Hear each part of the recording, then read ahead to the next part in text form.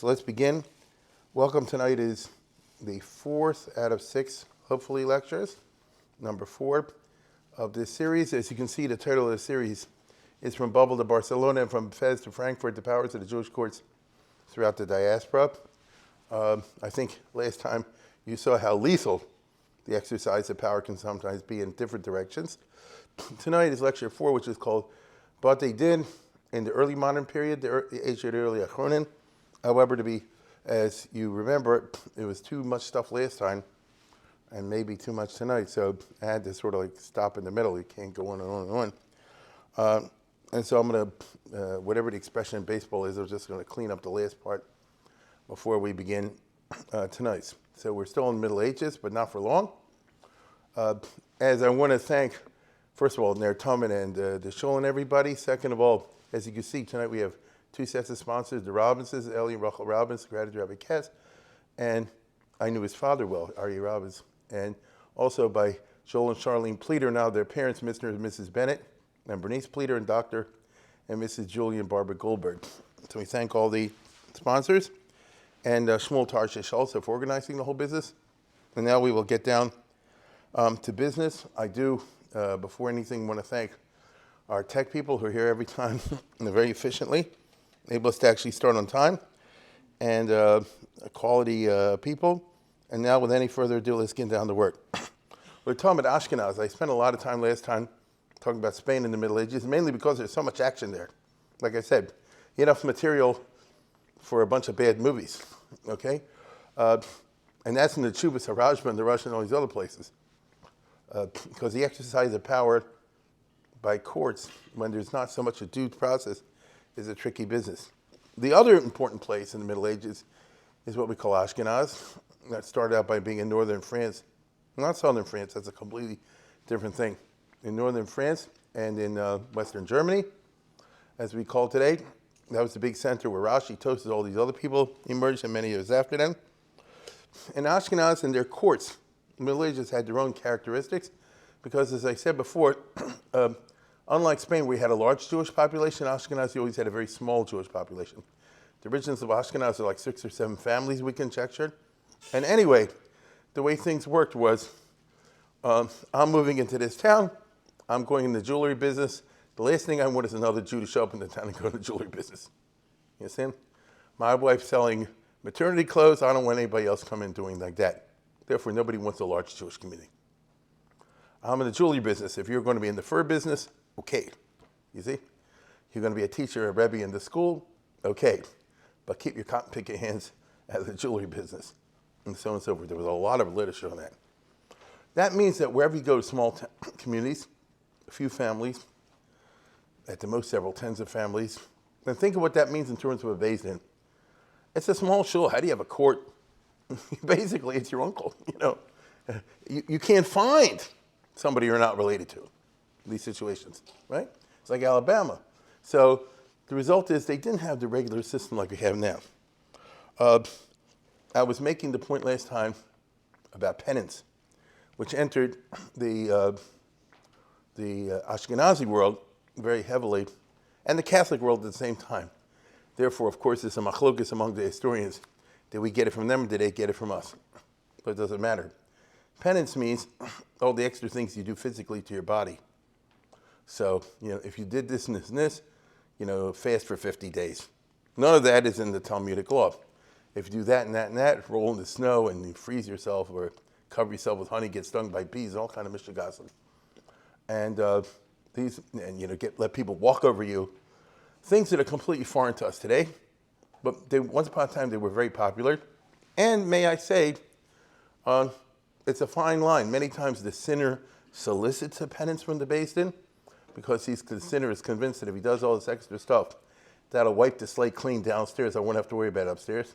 This is very often the case in what we would call today, is that called manslaughter or something like that? If somebody runs over somebody in a car and there's a certain degree of criminal negligence, something like that. So, the person feels like they did a big sin. They want to do more than, from the strictly legal point of view, it could possibly be not actionable. Forget the case I just said where somebody's driving drunk. if chas v'chalila, somebody's driving and somebody runs in front of you, so you get off scot-free if you can prove that. I mean, it was not your fault. It's a terrible thing. Who figured some jerk would run across 695? You know? But such things do happen. But the perpetrator is not satisfied with that. He says, I need to feel the pain. So the courts in Ashkenaz will do that a lot more. As I said before, when you have small communities, that means that you have more scope for unscrupulous Jewish types. And therefore you had these type of guys who tried to use their Christian contacts, because if there's a Jews are allowed to have a community, a small community in a village or a town, it means they know the local duke or prince or something like that. And that's because the jewelry guy or the other guy is tight with the duke or the count or something like that. And if he or she does something, because the women were very big business people in Ashkenaz, very important people. And the local community or the basin doesn't like it, she can get the duke to, be mavatal that. They would stack the courts, pervert justice in various ways. And therefore you find the Ashkenazic leaders like Rabbeinu Tam and the others repeatedly, their books on this, convening and trying to pass takonos, things like that will apply at least for their communities in northern France, that's in Germany, to try to stop and regulate these bad activities. So, let's put it this way. Here's a famous one. Anybody who was appointed to communal position, like a rabbi, a judge, or anything else, through Christian protexia, that appointment is automatically canceled and the guy should be fined and so on and so forth. That kind of business, right? And in general, penalizing all those bringing non-Jews into community business. So, there's only a few of us. It's a hostile world out there. So we have to maintain our group solidarity. And anybody who doesn't. Now, one interesting aspect of Ashkenazic legislation involved women. Now, I'm talking about here still in the Middle Ages. So particularly the late 900s, the 1000s, the 1100s, and the 1200s. Okay? First of all, you can't change Talmudic law except when you can. And Ashkenaz is a famous example of Rabbeinu Gershom. So under Talmudic law, you can have polygamy. He said, no, from now on, nobody can do that. Now, who gives them the right to do it? The family nature of the Ashkenazic Jewry and communities, they had like a tight thing, everybody's related to each other. And obviously, looking back 1,000 years from now, he must have had enough of a charisma that got hardwired into the DNA of Ashkenazi Jewry, and the people keep it, even though they don't have to. It's not part of Talmudic law, you see? And nevertheless, it's always struck me, and things can change, because in America, if they now have gay marriage, then I don't know why it's taken so long to move to polygamy if you have consenting adults, or polyandry. And once you do that, I always said I predict you're going to start to see halacha articles in the journals of this and the other. I'm not sure from the left or the right, but let's revisit Rabbeinu Gershom or something like that. Because, whatever the American current woke business will be. But the point, but looking for 1,000 years now, they were able to follow this. And let me put it this way. If somebody married a second wife, the basin will go after you. You understand? They will go after you. They take it very seriously. If someone tries to divorce his wife against her will, which is again a cherem Rabbeinu Gershom, because under Talmudic law, like the Islamic law, you can do that. Okay? I'll say it again. You can do that. And he said, no, you can't. And again, what gives him the right to do that? The courts will enforce this very heavily in the small Ashkenazi communities, northern France and western Germany. And I would even say, I won't say more significantly, but very significantly, the Ashkenazi leaders and the courts will modify the financial laws, because a lot of the financial laws, in terms of inheritance, kesuvas, I want to get technical, all kind of money matters are weighted against the women in the Talmudic law, and they change those with takonos. Now, when it comes to money, it's like I said before, it's easier to legislate. Get it? In the Talmudic system, money you can always play with. Isur you can't play with so much. Money you can play with. So there's a whole bunch of these sort of things. And mainly, nobody will say why, but it's really due to the rise of the superwomen. Because in Ashkenaz, in this period, for a whole bunch of reasons, I could spend 10 minutes, I've done it many times before, and tell you why, but we just don't have time tonight. Just take it from me, for certain interesting reasons, there arose the super mom, the super wife, and the super woman, where the husband's a yutz, and she runs a big business. And like I said before, he makes kiddush, but she says when. You understand? And I mean, really, you had women that ran empires, commercial empires. And therefore, let's put it this way. Without anybody starting a women's lib movement, it just penetrated into the system. And we find in the 9, 10, 1100s, a lot of these legislation enforced by the courts, which we would call today pro-women. Okay? I won't go into details. I could. To be fair, even in Spain, they passed some important financial laws in favor of women, such as the Toledo Taconos. Over here. Isidore Epstein, who was a wonderful scholar, used to write these articles back in the 1920s and 30s. Very briefly, these Taconos of Toledo. If the wife dies in the husband's lifetime, the husband is to divide equally with the... All this is not in accordance with regular Talmudic law. Just want to be clear about that. If the wife dies in the husband's lifetime, the husband is to divide equally with all the children, all movable and fixed property, his own as well as that left by the deceased wife. If the husband dies first, the widow is likewise to divide all the property between herself and the children, which you know is completely against Talmudic law, without, however, having any claim on the ksuba. But she gets the estate, half the estate. If the husband and wife die, leaving sons and unmarried daughters, the sons are to give part of the property to the daughters, which is against Talmudic law. If the husband dies first without issue, the widow is to receive 1/4 of the property, in addition to the dowry settled by her parents, the residue being divided among the husband's heir. So any money she brought into the wedding, she takes back. If the wife dies first childless, her heirs are to receive half her dowry, and the residue is to be inherited by the husband. So anyway, the point is that obviously even in Spain, although to tell you the truth, this already when Spain started to be under the Christians, to see more of this influence. These are just a few. Like I say, I could spend all evening on this. The kind of thing, I mean, this really matters, what I just talked about. It's talking about division of property over here. Okay? Yeah, that's from the other book. According to, well, you can read it yourself. Now, although they can make adjustments for female finances, they can never decisively solve the problem that we talked about before of the fact that it's too easy to get married and too hard to get divorced. And so the Kedushay Schok and the Kedushay Tarmis, where some unscrupulous guy is going to take advantage of a young girl, especially if her father, like I said before, is Rockefeller, Reichman, or something like that, the open territory. They tried this, they tried that. The communities tried, the basements tried to figure, but they couldn't go directly against the Isur over here. One thing they did do, as I told you the other day, was to introduce and legislate the concept of what we call Masada Kadushan, which is the equivalent of a Catholic priest, sort of.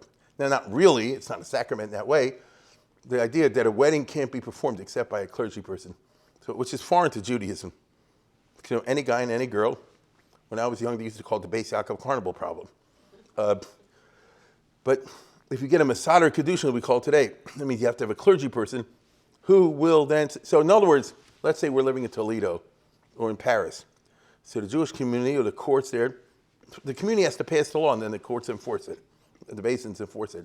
They'll say, in Paris, no wedding counts unless it's performed by Masada Kadushan, namely him, or these two guys. And what does that do? That means if anybody goes and tries to bamboozle a girl, and even if she took it and did all that, it doesn't count because up front we mafkir the kesef Kadushan, as we say you didn't give her anything. But that only works at a local level. So the unscrupulous guy waits until the girl, goes to visit her uncle 20 miles away from Paris, 50 miles away from Paris, and he'll do it there. You couldn't solve it on a Jew-wide basis because we're talking about the Middle Ages and there was no Sanhedrin anymore, and they didn't see themselves able to do it. The most you could do is on a local level. So there was all kind of tactics with that. Another one was to teach young girls to say, Moder Hana from anyone, except let's say, for example, my father or whatever. And that means if anybody gives me anything, without going through the legalities, it doesn't count. You see, the only one I can take anything from is my father or my mother, whoever.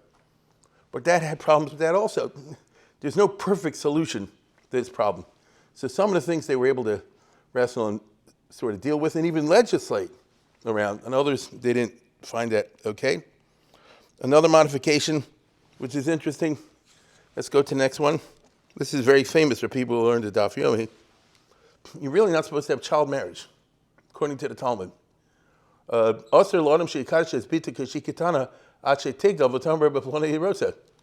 modern. You can't marry your daughter off until she's old enough to say, I agree to this marriage.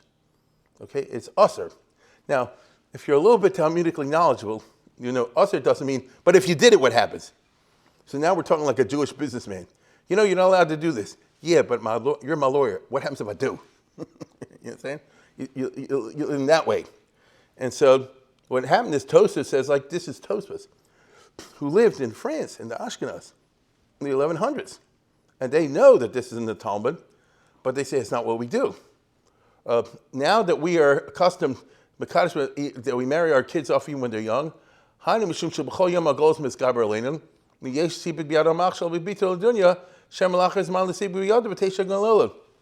now, let me put it this way. What kind of financial stability was there for anyone in the Middle Ages? It's not you had long-term investments that are, U.S. government bonds, I don't know, whatever those things are. Everything was always risk. You understand? If you were wealthy, Middle Ages, and you're Jewish, you don't own land. That's a guy. A nobleman owns land. Land's not going away. If you're Jewish, you just have money, things like that. You know, as I know, you can make a bad investment. This could happen, that could happen. A war could break out unexpectedly somewhere. To use modern terminology, COVID starts. Right? And you're a good businessman. You've had 3 successful restaurants. Now you close them all down. You started one big restaurant. It's got great prospects. Everything's great. And then COVID hits. You see what I'm saying? And in the Middle Ages, there's no government bailout. So I'm simply trying to say that Tosfos means that right now I have a daughter, and right now I have a lot of money. So therefore I can afford a dowry, and that'll be able to get married off. Without any money, it's never going to happen. And so we're like permanent emergency situation, and therefore we do it. I'm simply saying that that's an example over and over again of what you see in modifications of the Talmudic law in one way or another. Everything I'm talking about tonight reflects my main point, which is in the Middle Ages you had real communities, real kehilos, and these kehilos really ran life according to Jewish law. And when Jewish law was not working, they legislated, obviously feeling themselves entitled to do so. And when they did, the courts, the Batei Din, would adjudicate according to the legislation. Because I want to say, we're not talking over here about, reform, conservative, even open Orthodox, nothing like that. All the people that were passing over here are Gedolei Yisrael of the old school.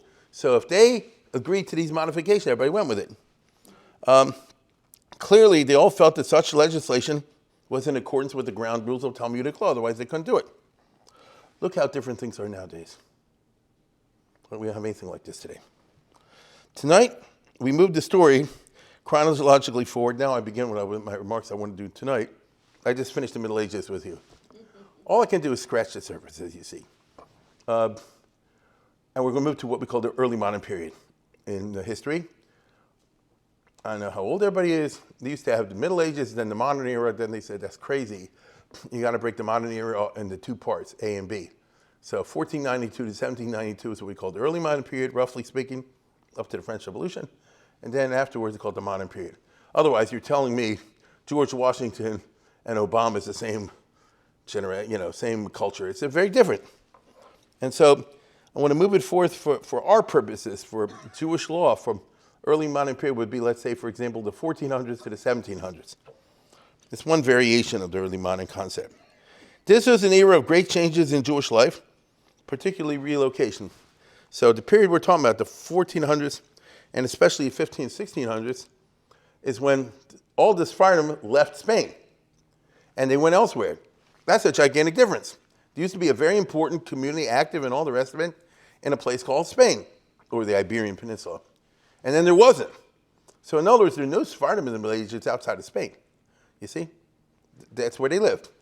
And same thing also, a little bit modified, the Sephardim end up here, and the Ashkenaz in the 1300s are kicked out of here, and the 1400s are pretty much kicked out of most of here, and by the 1500s they're over here in what we call Poland and Lithuania, the great Eastern European Empire.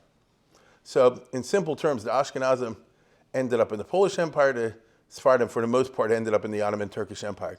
That's what we mean by big differences, okay? Used to be here and then they're there. My parents are born in Europe. They end up over here. It's a big difference.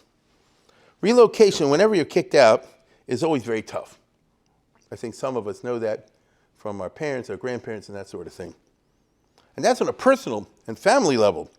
Imagine how difficult relocation is on a communal level. You understand? You want to bring your old ways to the new location. To move a culture together with the mostos and the minhagim, including the judicial practices of the alter hain. This is what we used to do in Basin way back then. Well, I mean, that was back then, you see? And yet, as we shall see, that is what they attempted to do, and they kind of did it. So the Ashkenazim, interestingly, pretty much moved their cultural baggage, their culture and the cultural baggage to here, to Poland, Lithuania, and the Sephardim moved their cultural baggage to here. I'll make it real easy at you. What was the language the Jews spoke in Eastern Europe? Not Polish. It's like Yiddish. Yiddish, it was German. So notice that's their cultural baggage from here that they transport here. What was the language the Spanish Jews spoke in Turkey and Syria in those places? Ladino, which is a Spanish, like it's a certain type of Yiddish Spanish. So notice they brought their cultural baggage even at the level of the fact that they spoke their own lingo. You see what I'm saying? In the case of Spain, again, I can only concentrate on one or two places. The case of Spain, what happened was that there was like a death spiral from 1391 to 1491. I told you last time, there just broke out a ton of riots spontaneously all across Spain. Half the Jews in the country were converted. Many were killed. It was a screwball situation. This guy happened to be walking down Green Spring when a mob came and jumped him and forced him to convert by putting a knife to his throat. His brother happened to be walking not on Green Spring, happened to be walking on Smith Avenue in front of the atrium. And there was no crowd there at that time. So two brothers, and they're both at 2 o'clock in the afternoon on a Tuesday. One is the wrong place at the wrong time, the other wasn't. So by the time the day's over, this one has become Christian, whether he likes it or not, this one not. Now they go home to supper, you see? So this created a whole chaos, as you can understand. And imagine what it was like to run a Beis Din in the years of these pogroms, which lasted about 30 years, 1391 to 1421. That's a long time. So Judaism became a nightmare. Violence and conversion was everywhere. Entire communities, one after another, were either killed or forcibly converted. The whole community. There were others that didn't, but usually many communities were. And now you're in one of those communities that wasn't wiped out, otherwise you wouldn't be a Beis Din. And you're trying to rebuild Jewish life or deal halachically with the terrible consequences. It's a little bit like, not the same. Imagine what it was like for the Beis Dins in this country and in Israel after the Holocaust. You just imagine the host of problems you had. But you got to deal with it, you see? And even in the aftermath, after 1421, things came back to normal. There was a screwed up family situation, like I said before. Two brothers, let's call them Reuben and Shimon. Reuben is now Catholic. They didn't want to be, but that's what ends up. Shimon is Jewish. Their children are cousins. Do you go to the bar mitzvah? Do you go to the church? You know, how's it go? What is your identity? That's how do you classify yourselves? And now, this one wants to marry a Jew or not a Jew. I mean, it's a crazy situation. Here we come across a major problem for Jewish jurisprudence throughout history.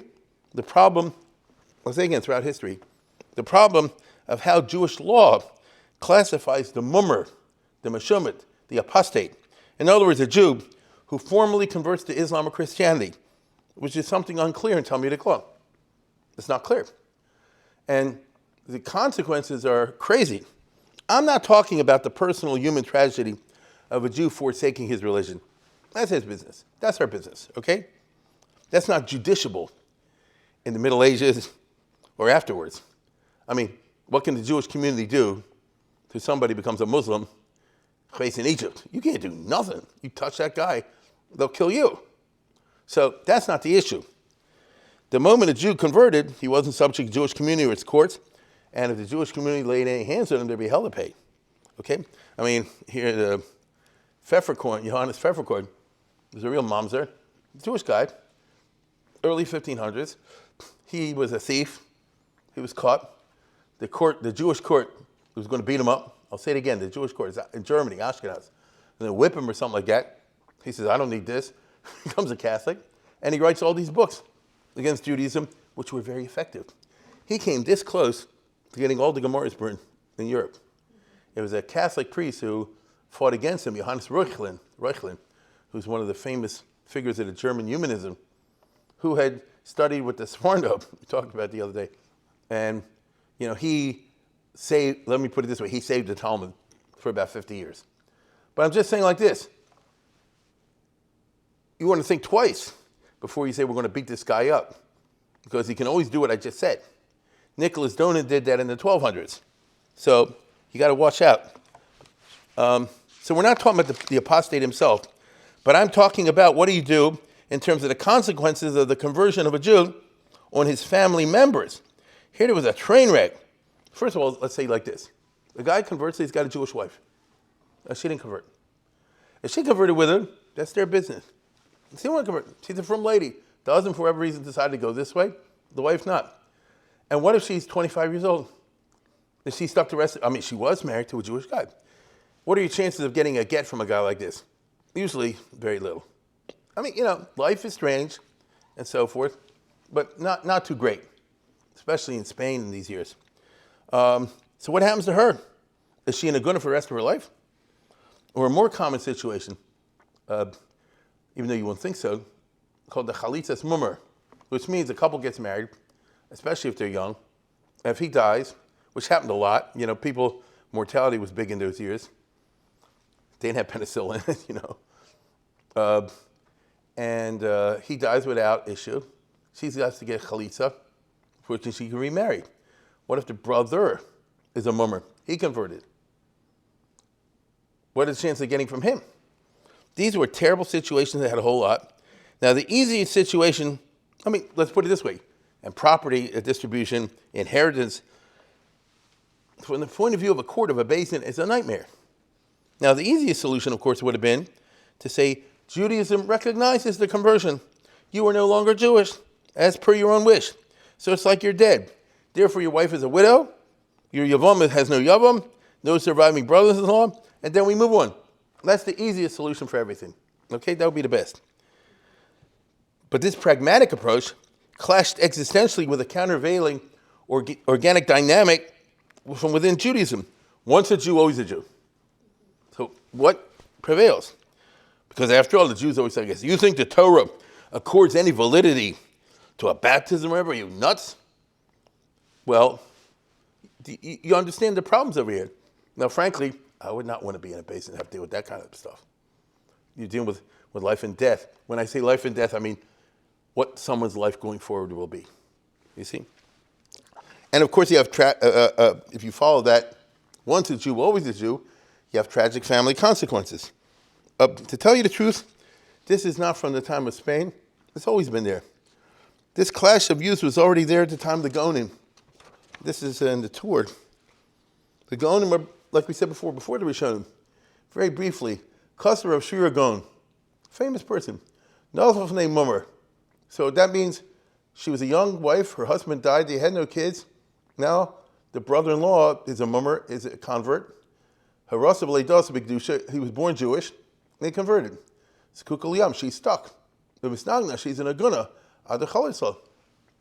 Whoa. Why is it her fault? Now, Rav Yehuda Kosav, that's a different rabbi, a different Gaon. Rav Shira Gaon is a famous guy. Rav Yehuda Gaon is another famous Rosh Yeshiva. He said, no. If at the time they were married, the brother-in-law was already a convert, lo by chalitza mini, then you don't need any chalitza. No, then she gets off scot-free. Then she's okay. Because chalitza. Okay? And the tour is criticizing the liberal opinion. I'm simply showing you that these issues, which obviously are not clear from the Talmud, otherwise you wouldn't have these debates. Before the Rishonim, these two guys lived before Rashi. I want you to understand.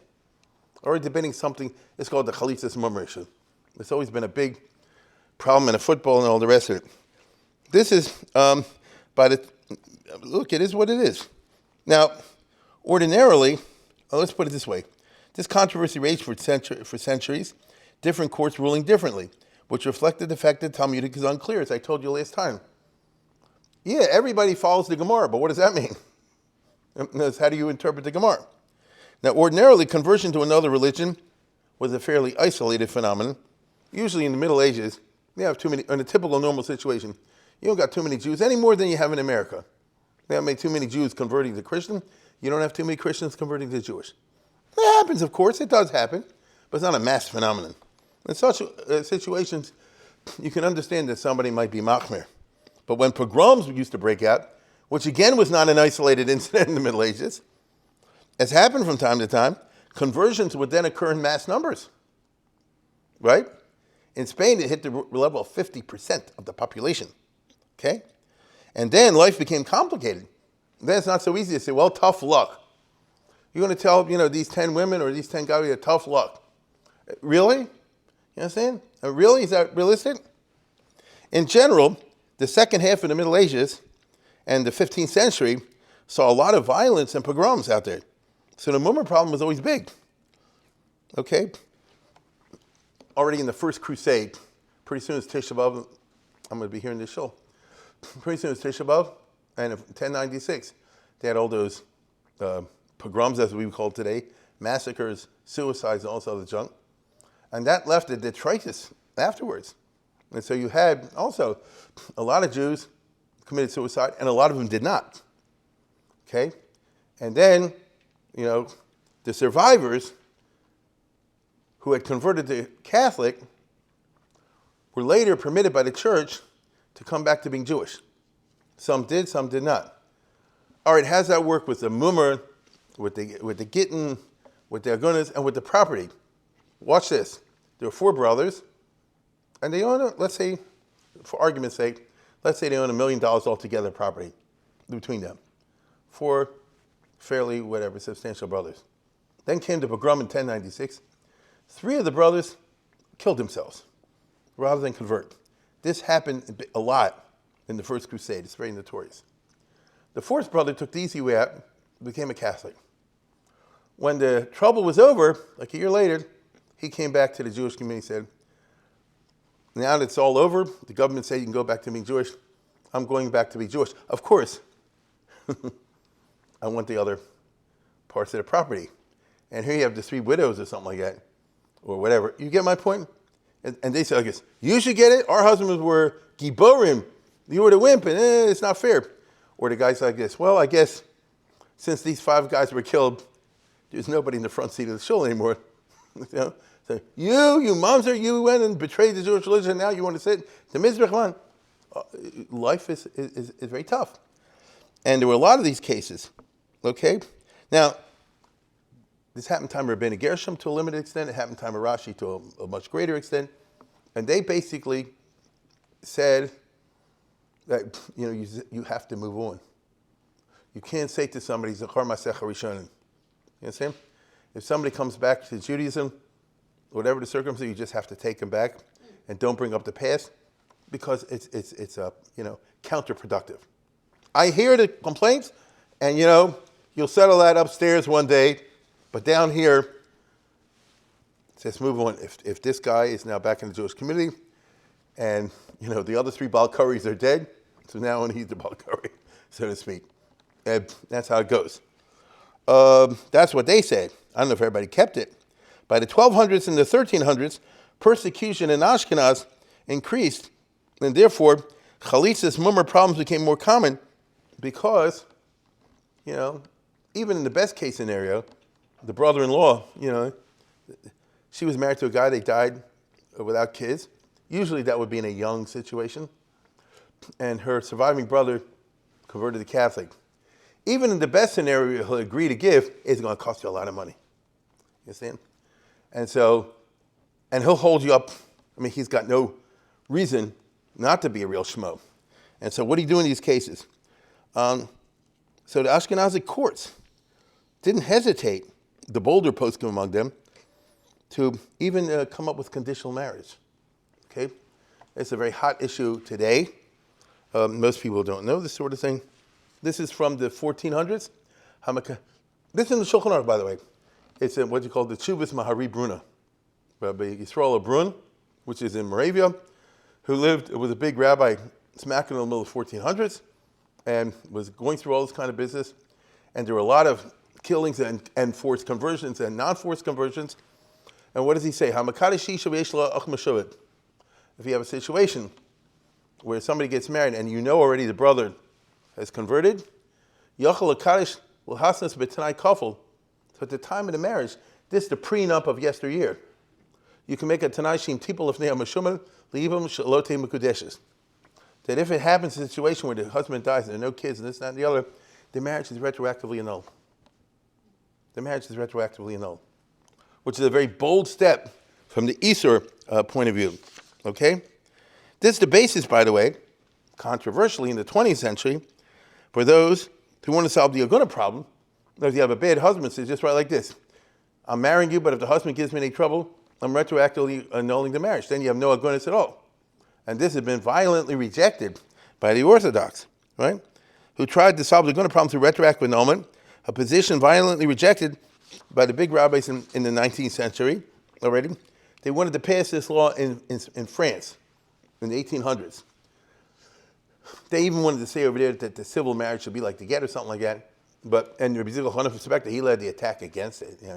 So you can't do this, okay? And more recently, in the 20th century, if people are older, they remember Professor Elazar Berkowitz wrote a whole book in the 1960s called Tanai ben Asuin of a Get. The Gemara says, Yesh Tanai ben Kadushan, ain't Tanai ben Asuin. But what does that mean?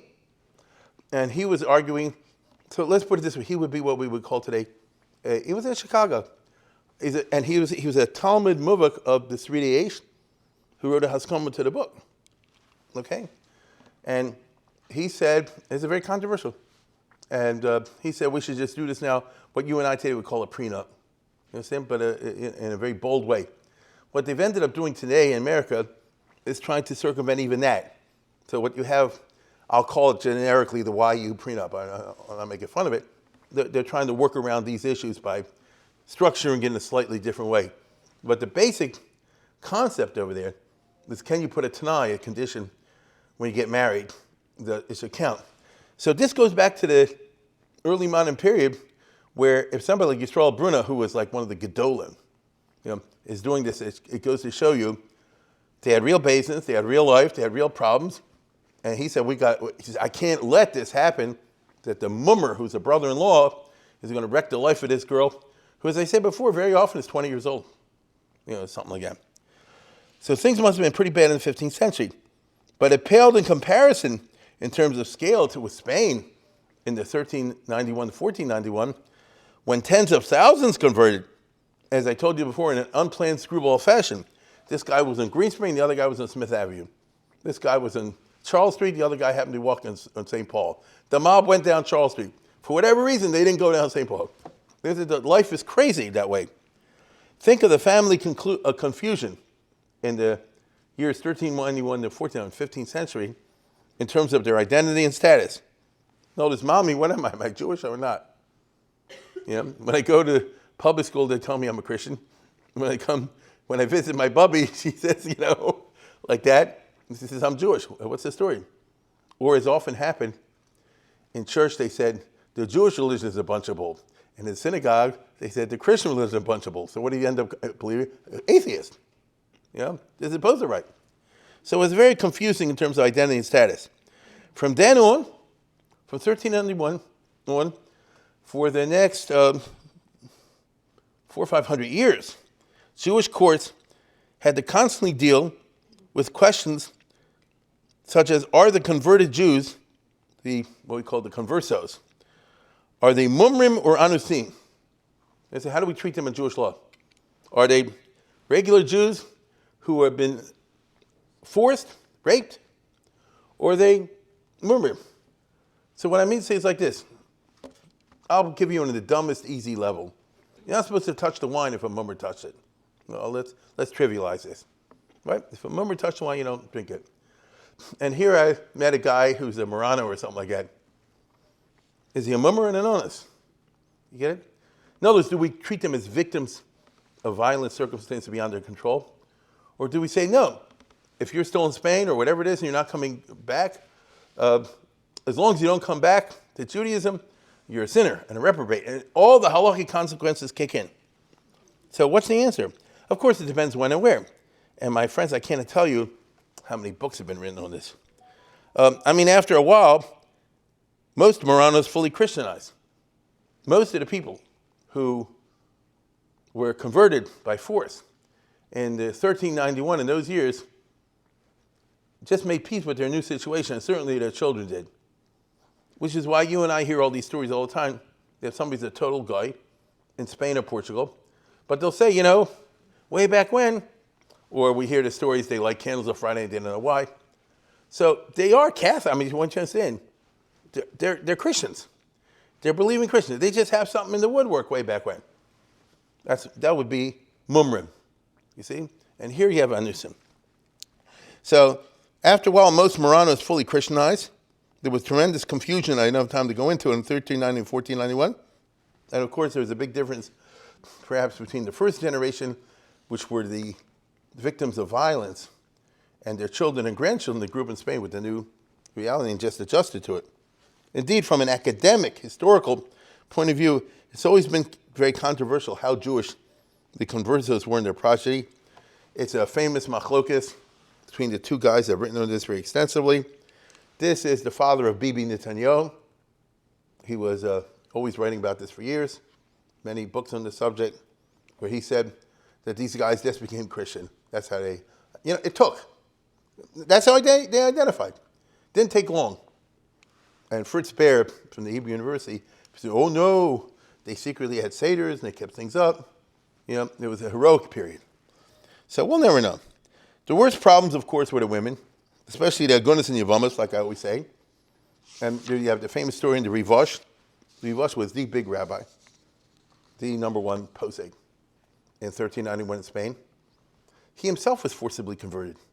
He had to convert himself. But as soon as he could, he got the heck out of there and ran away to Algeria. I'm talking about somebody at the level of the top. Okay? The Rivosh is one of the Gedolei Ador. And therefore, he was completely familiar with the circumstances. And there's many responsa. See, it's not in the codes. The Shalom was dealing with this problem.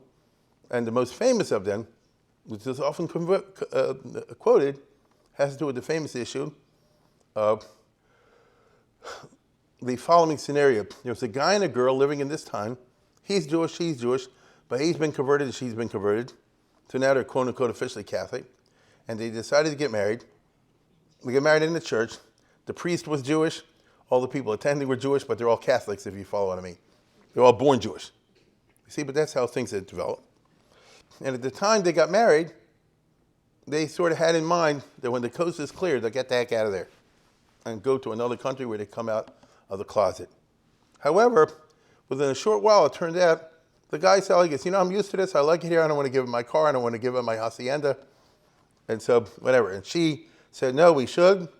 They had all these domestic quarrels. So one day she goes shopping and never comes back. She gets on a ship and off to Algeria, because that's where he used to go, which is not so far away from Western Spain. Eastern Spain, I mean. And what do you do now? And the girl was like 21, if I remember correctly. So let me get this straight. She's the hero. Agreed, from the Jewish point of view. She's giving everything up. And basically she's saying, I want to dump that guy. It seemed like a good idea at that time. But now it hasn't worked out that way. And I want to live a Jewish life. And of course the court was like, well, you married a Jewish guy. There's no get. And so they kicked it upstairs to Rivosh, this administration. And he very famously said, he worked it all out, and he said, look, the ceremony itself in the Catholic Church didn't count. The fact that they're all Jewish, which ordinarily by Talmudic law would satisfy the requirements that's a Jewishly valid marriage, is only based on the fact that we're assuming that they're going to be like Mekadosh Babir or something like that. Saying the fact they're living together as husband and wife should be an act of Kedushin. But in this case, I'm simplifying. In this case, they were thinking all the time that their marriage is coming from the Catholic ceremony. Therefore, they don't have any other thoughts when they were living together as husband and wife. And so the bottom line is, consequently, we can say they're not married and she can move on. You see? So it's a little bit like that. And as you know, in the 20th century, Moshe Feinstein used this with what they call the MCSY Shiloh. In other words, somebody's a Baal Tshuva. The parents are Reformed. Let's make this up. In the United States in the 20th century. And they're really Reformed Jews or secular. So let's put it this way. This boy, his parents were married several times before he came along. So his mother was once, let's say his name is Smith. So originally the mother married a guy named Jones, and then that didn't work out, they got divorced, and then she married a guy named Charles, and then that didn't work out, now she married a guy named Smith. You see where I'm going? She was married the first time, and she never got a get, because they're Reformed. So this kid's a mamzer. Really? Great. So now he comes in and says, well, now he says, I'm thinking of becoming religious, and they go, well, you can't, you're a mamzer. So Rav Henkin famously, as we know, said, I guess tough luck. And Moshe Feinstein said, well, we got the revosh. Since the mother's first marriage was reform, and they were thinking about that, again, I'm not going through all the details, but I'm telling you the essential parts. So basically, we can say it didn't count. If it didn't count, the fact they didn't get a divorce doesn't matter.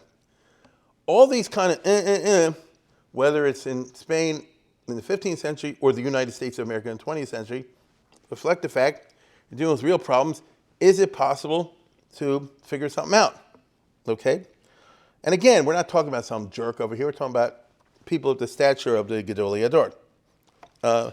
So anyway, this goes to show you how complicated identity was. Then, of course, came 1492 when the Jews were kicked out. Again, 3/4 of the Jews stayed. 50% of the Jews in 1391 were converted. And of the other half of them remained behind in 1492. So if you follow what I just said, a grand total of 75%. Right? 50% converted in 1391. And then of the remainder, half converted in 1492. So if you add it all together, it's the overwhelming majority. But nevertheless, 25% left. That's what we call today Sfardim Tohurim. Get it? These are the people who gave everything up, went through a lot of junk, they suffered a lot on the way, they were tortured this and the other for religion. That's who they were. Now, those Jews that I just described, who converted in 1391 and afterwards, and then in 1492, they became Christians. Notice they changed their identity, and they went along with the new program. That's the plain truth. However, there was one small group that ran away to Portugal. And Portuguese originally promised them that they would be able to practice Judaism, and then they turned on a dime. They forced them in 1497 to convert. Forced them. Mind you, the Spanish never physically forced anybody. Ever. They simply said, if you want to stay, you got to convert. See? But the Portuguese, they actually, physically forced people. Those guys, by definition, were the Frummies, because the reason they ran away to Portugal in the first place was to keep the Jewish religion.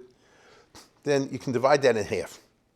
Half of them said, all right, that's what it is, now we're Christians. The other half said, darn you guys, damn you guys. We're going to keep our Jewish identity, but we'll have to do a secret. You see? So those are what we call the Portuguese Jews, which really means the Spanish Jews who ran away to Portugal and the half that wanted to remain Jewish. And they are a major feature of court problems and Jewish history for the early modern period for the next several hundred years. This is what you call, in Western Europe, your Sephardic Jews, Western Sephardic. So some of us have been in Amsterdam and London and places like that. It's quite different than going to a shul place in Morocco or Egypt or one of those type places, Iran. Now, from then on, all the shilohs after 1492 involving the conversos were shilohs about the Portuguese Jews and their progeny, because the others completely Christianized, so they didn't bring any questions, right? And by the way, without getting too technical, many of the Portuguese Jews later moved back to Spain under certain circumstances after 1580, and so you might be talking about a Portuguese Jew even though you say he's living in Madrid. And I don't mean a Portuguese, I mean this Frum group, shall we say. Now, after the establishment of the Portuguese Inquisition in 1536, because for a while these guys could live a double life, there was no Inquisition looking after them, the problem increased quantitatively as well as qualitatively. the Batei Din in the 1600s, into whose laps these problems fell, were the Sephardic Beis Dins of the Ottoman Turkish Empire. Okay? Because that's where most of these Jews ended up running away to. The Ottoman Empire was huge. As we said, most of the refugees from Spain ended up there anyway, because the Ottoman Turks were okay with the Jews. Once again, always keeping in mind that the Jews are no threat. Look how the Ottoman Empire expanded from to right? That's in the 1450s, and this is in the 1550s. So they, really went on a huge expansion, and it was large.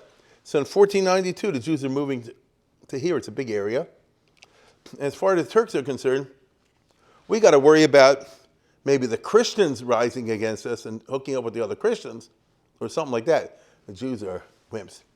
No political agenda whatsoever. You don't have to worry about that. So at the most, they'll help the economy. If they don't, they can drop dead, like that. So the 16th century, notice this period after 1492, was a golden age of Sephardic Gedolim, particularly in the area of Halacha L'Maaseh and the literature of the Shalos and Shuas. Here's just a few names. I don't know if they mean anything to you, but these are very important figures. The Rabbi Yaakov Eirav, Yosef Kari, you've heard of, the Radbaz, Mar Malashkar, the Marashtam, Mar Ben Leib, Mabit, Marabach, Taitzak. These are very well-known names in the world of rabbinic scholarship. They were major jurists, as we say today before. They're the guys who had to deal with all the converso problems. They were on the level to deal with any problem. Get it? No, these were heavy hitters. Okay? And they're Spanish themselves. So they understand totally. Let's put it this way. These conversos are probably fourth cousins of them or something like that, You get it? They know who these people are, and they understand exactly what happened in Spain. Yosef Kar, for example, left Spain in 1492. He actually went to Portugal, but he's one of the people who was able to get out of there. You see, he was a little kid. Some of these other figures also. They understood exactly what's going on, okay? They're intimately familiar as flesh of their flesh, bone of the bone, and it was clear that they were determined to do whatever they're able to do to save these Agunas and these other types, for whom the heter of the Rivash did not suffice. Because everything I told you before about that case with the Rivash in 1391 was predicated upon the fact that the original marriage was a Catholic marriage. But what you had with the Portuguese Moranos was they secretly married in a Jewish ceremony. And, underground. And then the guy had to change his heart and decided, I want to be Catholic. So you can't use that kind of logic to say, all right, the original marriage didn't count. The original marriage did count. And yet, the guy stayed behind. And once again, she's the hero, the heroine. And she jumped on a boat one day and got the heck out of there. And next thing you know, she's landing in Istanbul or Salonika or one of these places. And she's saying, my name is so-and-so. And like I said before, I'm 24 years old. My husband's a jerk. And I want to live a Jewish life. And I want to marry a guy now. And move on. You see? So you couldn't use that loophole that they came up with in 1391. So what do you do now? All I can tell you is the different Beis-Dins had different policies. They battled this sort of thing through the 16th century. But the main guys, like I showed you before, the heavy hitters, they were prepared to come to radical conclusions. And they indeed said like this: it's not true once a Jew, always a Jew. Who said that? It doesn't actually say that in the Gemara. Rashi deduces it from a certain place. It doesn't say in the Gemara anywhere, once a Jew, always a Jew. It just doesn't. And so, if you do this, by the time you're finished, they say like this: actually, if you convert to another religion, you're dead. Okay? Meaning what? So that these women don't have to worry about the guy back there who messed them over by becoming a cat. Now, this is a radical left-wing position, right? But they were prepared to do it. And again, I say, and you're talking about the biggest of all the rabbis. The Ashkenazim, who lived in Europe elsewhere, they could never accept such a radical departure from norms. And they never did. And that's why you always hear today, once a Jew, always a Jew. But we're talking about the Ottoman Empire, and they're the Sephardim rocked. And they could rule as they wished. And these guys that I'm talking about had the big shoulders, as we would say today, to defend their views in writing. They don't simply say this. I mean, there's a lot of learning that goes into all this, as you can imagine. And they knew the Shas and the Poskim cold. And there was no other way out. There was no other way out, you see. And so, once again, in the Turkish Empire, we had real Jewish communities. with real elected leaders. They brought all the Spanish norms. They had the Beis-Dins. Of course, you had your politics like you always do. And they had to deal with these issues on a daily basis. At the time I'm talking about, in the 16th century, the Sephardim were in the process of doing what came natural to them after so many centuries of such a rich and highly organized system of kehilos and Beis-Dins, and such a rich culture of top-level Talmudists. I can't overemphasize that. So the Sephardim in the 1500s were in the process of imperializing the non-Sephardim. As you saw before, can we go back to the map of Turkey for a second? The Spanish Jews come here. These are not Sephardic when they come there, right? Sephardic means you were from Spain. These guys were Balkan. We call them Romaniot. Those who've been in Greece maybe heard about that. They're Syrians. They're Egyptians. They're North Africans. They're Babylonians. It's not Sephardic. Any more today than, for example, the Iranians are not Sephardic. You do understand that, right? The Iranian Jews do not descend from Spain. They were Sephardically imperialized. No, that's what I mean. So when these guys leave in 1492, and they come here to this new area, they basically say like this: okay, guys, we're here, we're taking over. And the reason is like this: you people are like mediocre scholars, which was true. We're the top flight guys, which was true, no question about it. And therefore, all the things you're doing until now, you're hugging, chuck it out the window. This is what we're doing from now on. Obviously, a lot of fights went on, and a lot of hair was flying and so forth, but it worked. By the time it's over, the Egyptian Jews came to follow Sephardic, and the Iranians, and the others. So I'm simply trying to tell you, don't be surprised if they issued bold rulings. They were bold, okay? And number two, internally speaking, these Sephardics were adjusting to the new reality of combining what we call the Landsmannschaften into a united municipal kehilot. In other words, they were creating Sephardic culture, which never existed before. I'll tell you what I mean by that. We use the word Sephardic, but when they were back in Spain, there was no country called Spain. Okay? Spain happens after Ferdinand and Isabel. He was the king of Aragon, she was queen of Castile, and they got married, so their kids are now kings of both, and they called that Spain. The term Spain didn't exist.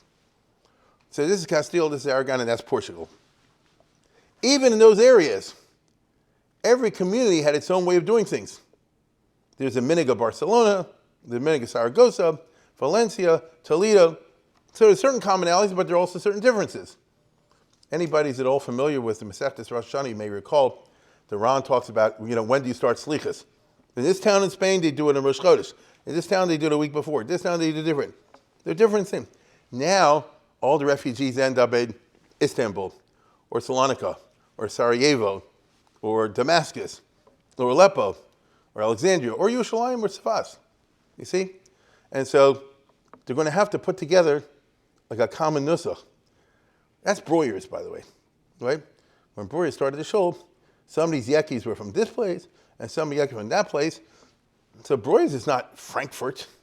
You get it? They mixed it together under the guidance of Rabbi Breuer. So same thing happened in Spain. In all these towns, it took 100 years to work it out. But they said, listen, we're in Istanbul. We got 20 basins here because it got a shul. The shul represents a town or a district, like used to be in Baltimore, Maryland. You had the Chernigover shul. You had the Baranovich shul. You had the Kolker shul. These are all names from yesteryear in Baltimore, right? Yeah, exactly. All these different. Exactly. That's right. You go to Chicago, my goodness, Anshe Moto, whatever.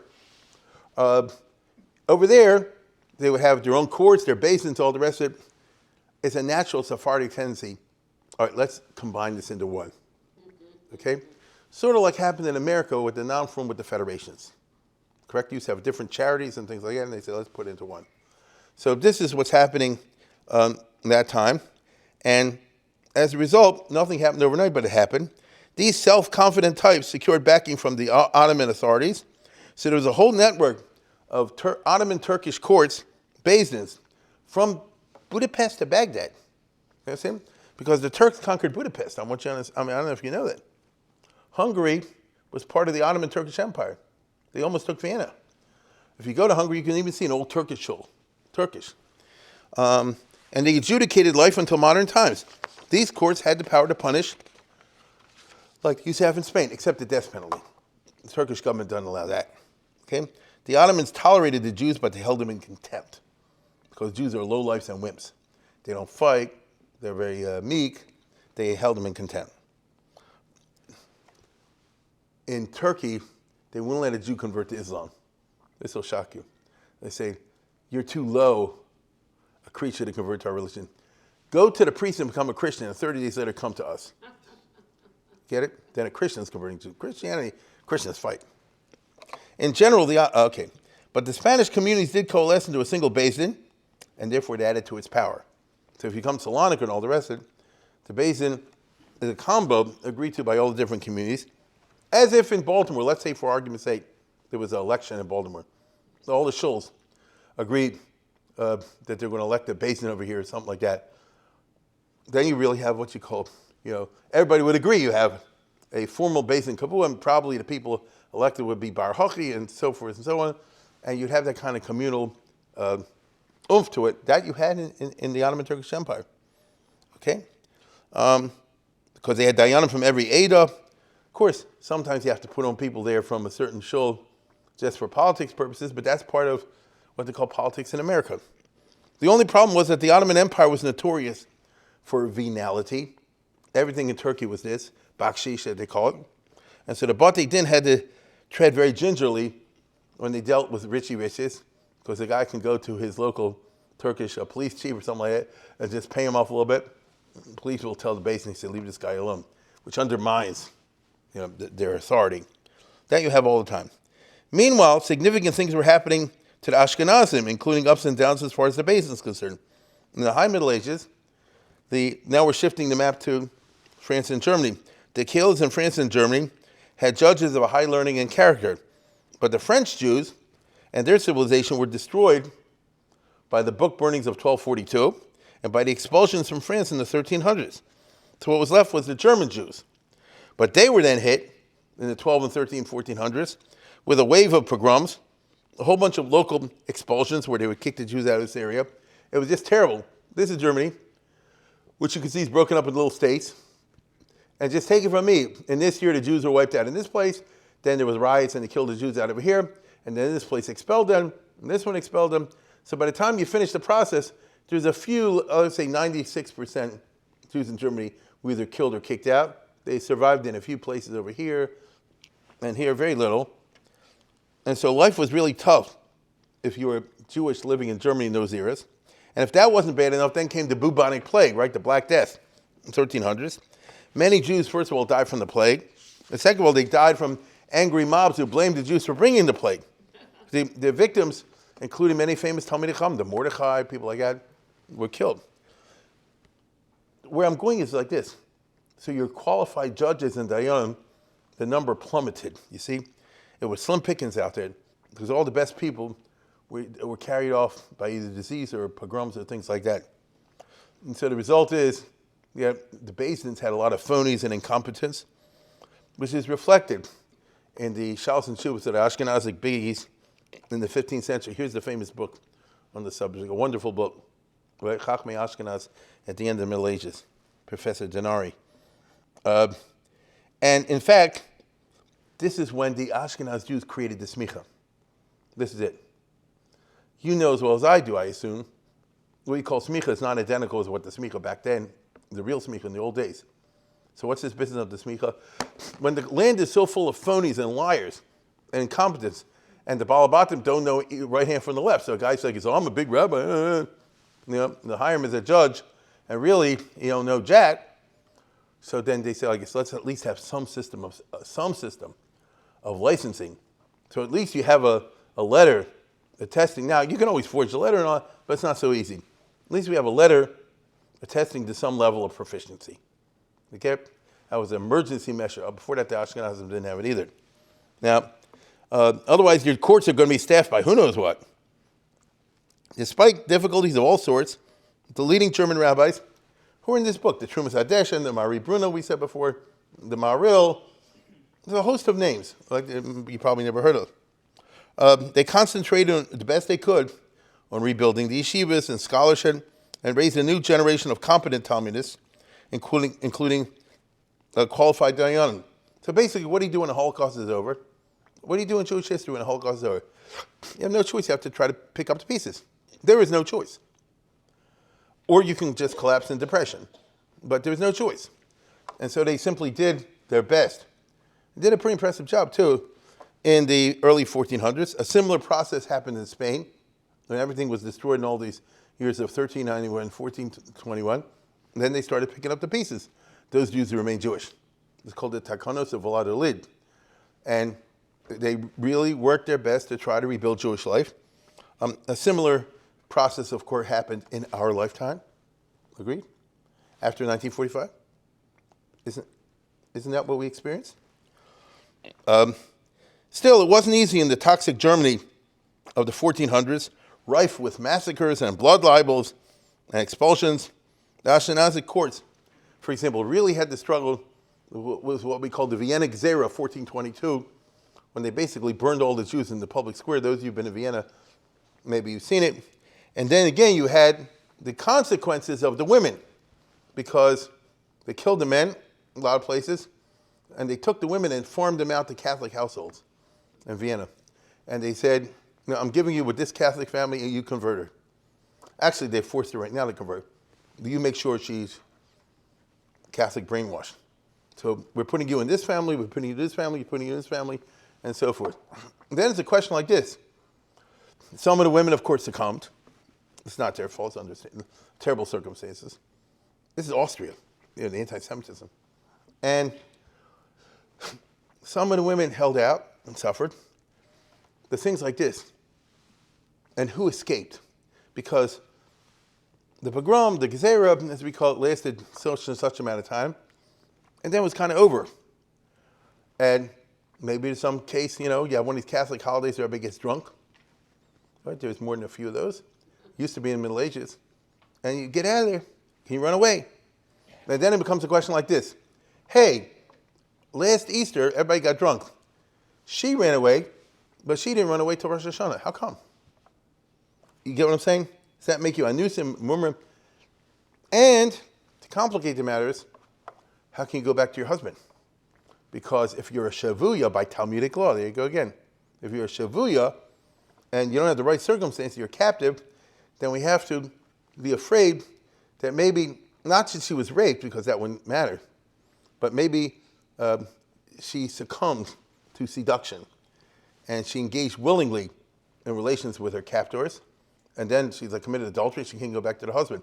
But that's like saying after Auschwitz you can't go back to your husband. No, it was so counterintuitive. You know what I'm saying? So you could simply say, I guess, too bad. Talmudic law says that's the way it is. Tough luck. And there were those that did. But the people we're talking about, the big ones, they said that can't be. And secondly, what do you do with a Kohen? Because if chas v'shalom, somebody's married to a Kohen and let's say she's been raped, which is not her fault at all, they can't stay married. So that's an impossible situation. And what happened to the women, what they call the Gzeres Ostreich, as you'll see. So take a look at this. Here, this is in the Ramon, the Darkei Moshe, bottom of the tour. Omnam Gzeres Ostreich in the Gzer in Austria. Hutru al pi gedolim gam kin lebaleim. The big rabbis at that time, the courts in other words, permitted them to go back to their husbands. Afila kohanim. Now, how can you do that? I'll say again, if anything happened, the Kohen can't stay married to her. Maybe they had some excuse they believed. If you look into sources, they explain at great length. Veliner, and the author here, which is the Ramah, I think, the Lav Medina, they weren't applying Talmudic law. Lav Medina. Elam Mishum Tzarech Hashag. But they saw it's an emergency situation. And they were willing to admit it, even though you say, how can you go and play with an Isur? Okay?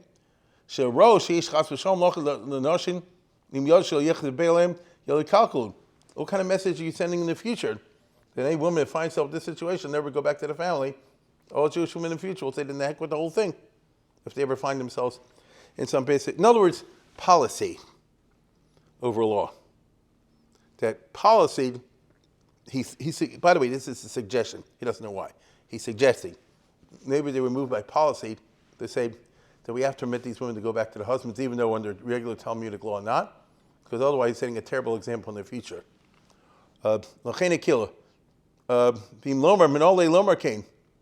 You might say this, how can you do such a left-wing psak? No, the Issa Deraisa. How can you be Mako in an Issa Deraisa? Nearly, in my opinion, the Ramah, again, he suggests, because he lived 100 years later, you know why. The Som Chol Damrina, Kol Makadish Adar Ramah, V'yesh Biad Bezin of Kui Kiddush Minau, Rabbi Kipnuyas. They retroactively annul the marriage. They said before. Even though you're not supposed to do that anymore, they did it. As a one-time special basis. So obviously what that means, of course, is de facto, if a lady was married to a Jewish guy, then she ended up being one of these unfortunate captives of the Catholics, and then she escapes and go back to her husband, they can stay married because you don't even have to worry about adultery and things like that. Quote unquote, they're getting married now, if you know what I'm saying, right? The original marriage was, what about a Kohen, right? Yeah, he doesn't describe the Kohen part, but there were, and this has always been a Lumdisha discussion, but I'll tell you right now, I've heard, I forget who it was, I know Vadios also. They said like this, true, listen to this, a Kohen can't stay married to this woman. Okay, so they'll just live together as husband and wife without being married. You know what I mean? They'll just live together as husband and wife without being married. In other words, but de facto, they're married. You get what I'm saying? No, in reality, they're moving back together. These are famous cases of people when they found it necessary, and these are Beis Dins we're talking about over here, not some guy theoretically. They were matra. Notice, these were lead. This is Maril, is what you're dealing with over here. And this was true in 15th century Spain. Things got easier for the Ashkenazim in the 16th century because they were now in Poland and Turkey. In Poland, and we've done this many times in these lectures, the Kingdom of Poland-Lithuania, the Empire of Eastern Europe, in the 1600s. A combination of events made the Jews the personal property, the personal dogs of the nobles, but at the same time a prosperous, respected, integral part of the economy. Because you live in this area, you belong to the Polish Lord, body and soul. He can do whatever he wants to you. He won't bother you most of the time because why would you kill the goose that lays the golden egg? So legally, theoretically, the Jews were the slaves of the Polish nobles. But in point of fact, you're as free as a lark. Do whatever you want. Of course, he's going to take a percentage off your business. Okay, like the Uncle Sam does. You know what I'm saying? So the point is that the Jews did well in Poland in the 1600s, much better than they had done in Germany and France. And without all the pogroms, there weren't any in Poland. There were no pogroms in Poland. There was a few in a few cities where the Jesuits ran the show. But in the countryside where most of the people live, the noblemen said like this, nobody's making a pogrom on my thing, you know? Let's put it this way. There's no outbreak of law and order in those situations. None. Anybody ever messes with the nobleman's laws, the Jimmy Hoffa look like a joke. You know what I'm saying? So it doesn't happen. Combined with this, the Ashkenazim who immigrated to Poland, they were Ashkenazic Jews, with all their cultural baggage brought with that. So Poland became a center of Frumkeit, big Makom of Torah, the land of 50 yeshivas or maybe 100 yeshivas. A land of hundreds of Ashkenazic kehillas, complete with courts. They even had a Vad Arba Ratzos where all the communities got together on a national level, met twice a year, and this, of course, powerfully strengthened the courts. So a Beis Din in Poland, what we call the Golden Age of the Jews in Poland, 15th, 16th, 1700s, a Beis Din in Poland is very powerful. Okay? Because of the strong religious culture, rich Ashkenazi Jews with ties to the Polish court secured extensive powers already at the very beginning of the 1500s for the communities, especially for the boards of directors, the Jewish upper class, who, after all, was the Jewish equivalent of the Polish nobility. These powerful Jews used their power to empower the Jewish courts. In the beginning, in the early 16th century, the kings of Poland were still powerful. Later, the nobles took a lot of their power away. And they controlled the Jews. The two famous kings in Poland, if you know anything, is Sigismund I and his son Sigismund II. And they ruled for a long time. Sigismund I gave Rav Shalom Shachna, who was the number one rabbi in Poland, who also happened to be the son of the guy who was the tax farmer, okay, the power to rule the base and kill people. So like in Eastern European style, you're the boss, and you make sure all these Jews do what you want to do, okay? But this always produced problems, as we saw in Spain. This untrammeled power without due process and all the rest of it. And when Shalom Shachna, for example, once blinded a guy and chopped out his tongue, but the victim eventually got his revenge. This is quoted very famously in the Tshuva of the Maharam Lublin, who was a big rabbi 2 generations later. This is Maharam in the back of the Gemara, very big guy. And he was dealing, look at this case. You're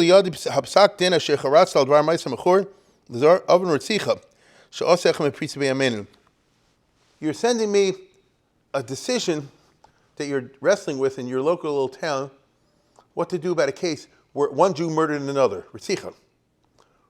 Who says all the Jews are nice guys? It says it's Ritzicha. So I miswrote it. Now, Hagam Shah Eid Hashenihu Amy P8, and the question is, what do you do with the alleged perpetrator? And the evidence is hearsay evidence, Eid P8. Mistama Maisa Rahu Yadu Mafursin. I'm not worried about Eid P8. I'm not worried about it's probably true. Yeah? Let's put it this way. Him, we all know who he is. If they said he did it, he did it. Now, Haposher Rotzech Maisar, Nisha B'Yada Pakid, this murderer was arrested by the local Polish police, as we say today, and put in the local Huskau, awaiting the ruling of the Jewish court.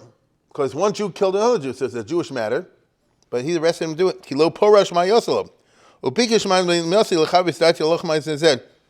So capital crimes don't usually happen, but on the other hand, murder isn't an everyday occurrence either. What do you do with a murder, God forbid, in the Jewish community, one guy kills another guy? What do you do? Do you simply say, I guess, well, we can't touch him because there's no Gemara, no Sanhedrin? What are you, the mayor of New York, the mayor of Baltimore? What's the expression? We don't arrest anybody? Is that what you're going to do? And now my friend, but I'm skipping over it, only sharing with you the relevant parts I copied down. In this ugly incident, I'm not there, you're there, but I'm assuming you know what you're doing. Based on what you're telling me,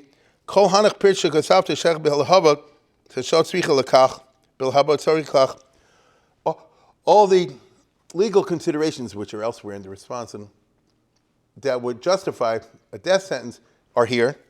And I hear there was another murder not long ago in your area, so the place is really falling apart. We think the Jews in the past were all hatzi tatzi shmatzi. And anyway, I want to get to the point, which he says kill the guy. And if we get to over here, here it is. Umasha Marta.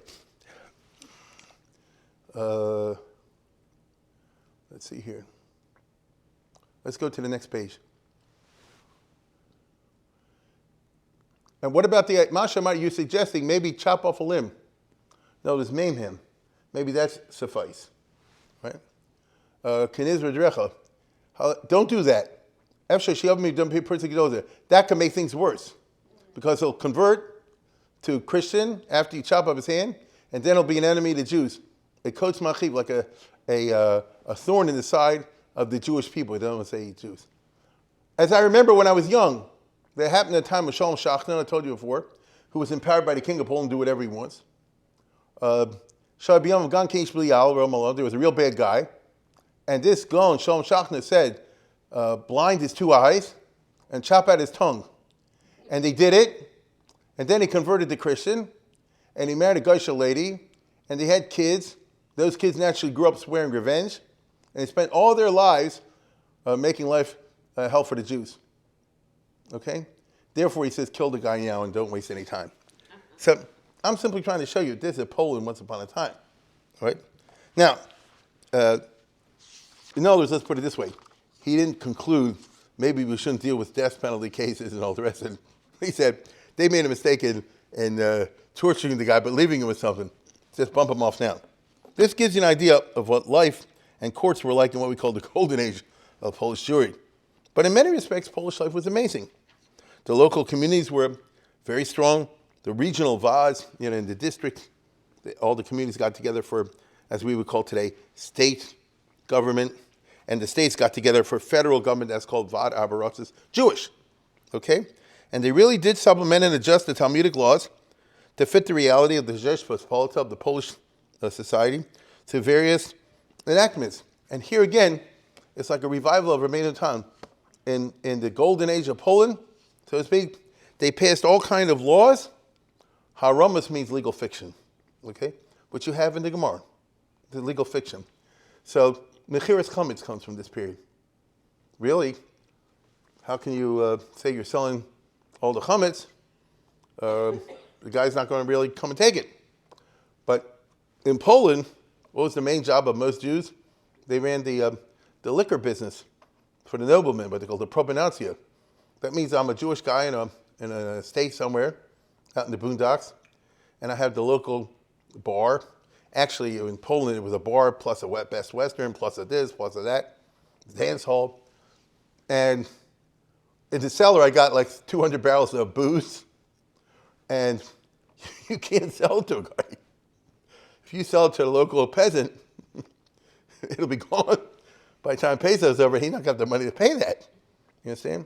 And so that created a situation in which when you go do for Pesach, they were able to come up with this idea of Mechiras Chametz where nothing actually changes hands. You do the kinyanim. Now, I don't say it doesn't work, but I'm simply saying that's how Roma. It's a legal fiction. Legal fiction sounds bad except to a lawyer. You actually pay lawyers to do these things. To restructure you as a company, whatever they do. And this comes from Poland in this era. The heter iska, the ones we use now, which completely eliminate the risk factor, okay? Which is not in Talmudic law at all, comes from the Vad Abarotzes. The Chodesh, the people in Chodesh comes from the Vad Abarotzes. All these sorts of things reflect once again the fact that a very strong Jewish life, and they had a real courts operating all the time, and they ran into all kind of problems. And you had VADs, National Jewish Councils, which had the confidence and in both sense, they had the self-confidence and they enjoyed the confidence of all the people in Poland. And if they will legislate for the country, people will follow it. Okay? So in the period I'm talking about, the whole Polish Empire, all Jews were like on the same page.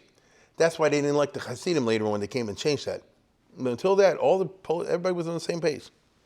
Now, the proposals probably came from the boards of directors, but the details, the halachic details, were left to the great rabbis, who were halachic experts.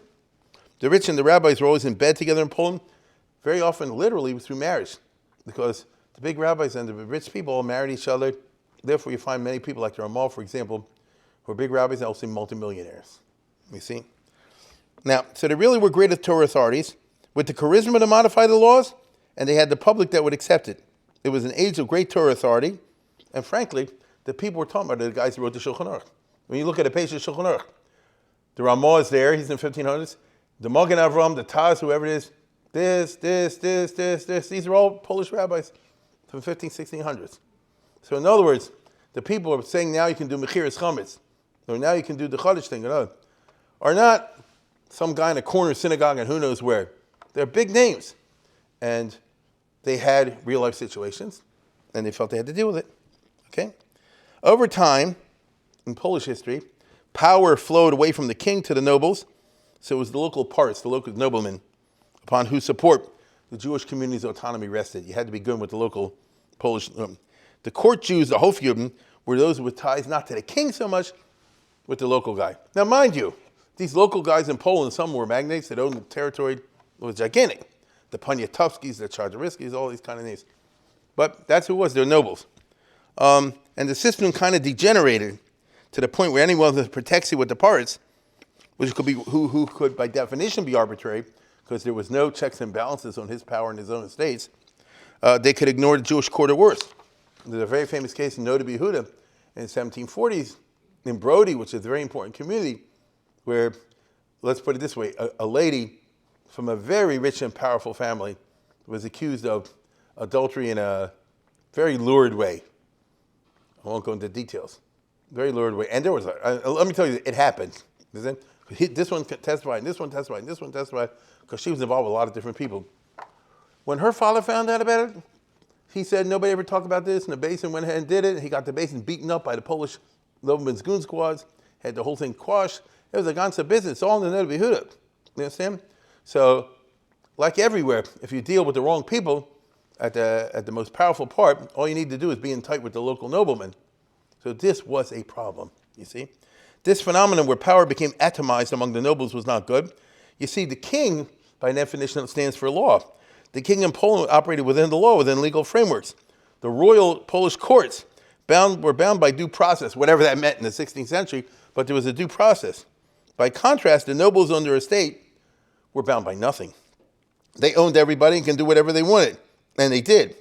Knowing this, any Jewish gvir who knew how to kiss up and secure a lettre de cachet without too much difficulty could undermine the authority of the Basin. Again, if you know the history, the Noda B'Yehuda's family, his grandfather, great-grandfather, had it out for two guys. Nobody knows all the details. By the time it's over, he got the Polish to hang them. And later on, he wanted to make a shidduch with the, what's his name? The Chacham Tzvi. He said, what? Chaver ani lemoseros? You think I want to get involved with a bunch of Muslim? You see? But this guy was like the most chashuv person in town. That's the problem. You see?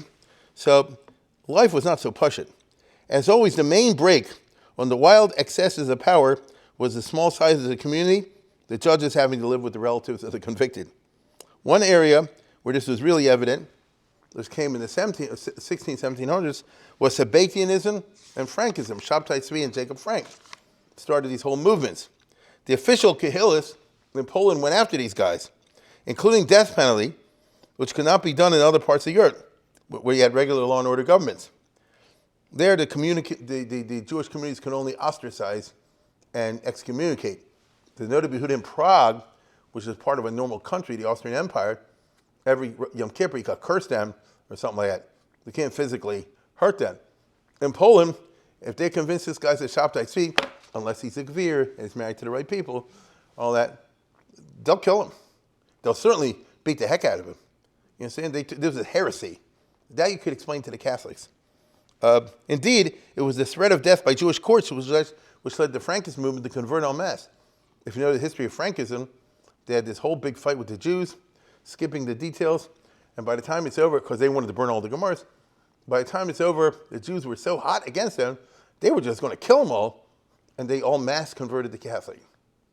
You see? And then you couldn't touch them. I don't say they really kept Catholic, but they got that status. In many communities, however, the community leaders adopted a policy of don't ask, don't tell, don't flaunt it, because the person we're dealing with is Rabbi so-and-so's son, or his brother, the brother-in-law, or this guy, that guy. And so life got difficult. Whew, the hour is late, and this field, as you can see, is vast. So let me turn to one last phenomenon of the early modern period, a harbinger of the future, and that's the Portuguese Jewish communities which arose as this. You want to know something? I'll save this for next time. We'll pick up over here, and because that'll be a nice breakout point. So with that, I'll bid you a good night.